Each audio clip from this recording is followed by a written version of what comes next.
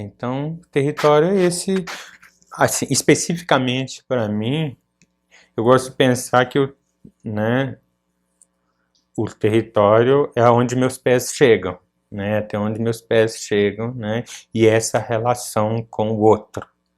Então, esse território, ele vai se comprimir ou se expandir dependendo das relações pessoais, né, as relações que se tem com os seres viventes aí, né, e aí esses seres viventes, né, não só humanos, né, e não só vivos, né, apesar de serem viventes, né, mas esses seres que habitam esse lugar.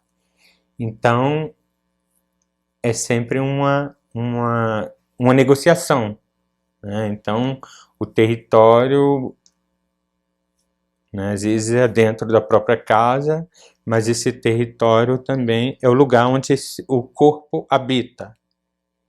Então, há lugares que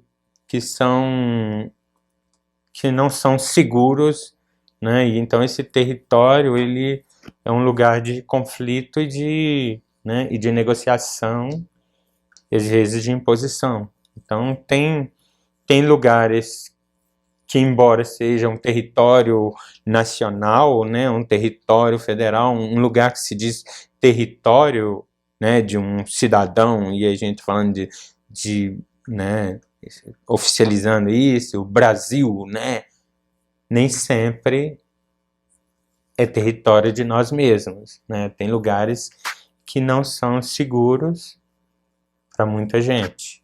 Se pensa quem vem da periferia, né? Esse território ele vai se reduzindo e às vezes o próprio território é invadido, né? Então nem sempre, né? O que a gente vai fazendo é um movimento de resistência, né? E a gente pode pensar em um tempo atrás, né? O rolezinho, né? O movimento do rolezinho, né? Era um movimento por uma ocupação de um território, né? E de fazer esse território validar, né? Um termo de território, né? Porque esse território muitas vezes é negado ao outro, né? Alguns territórios, esse não te pertence, né? Pertence, talvez conceitualmente, né?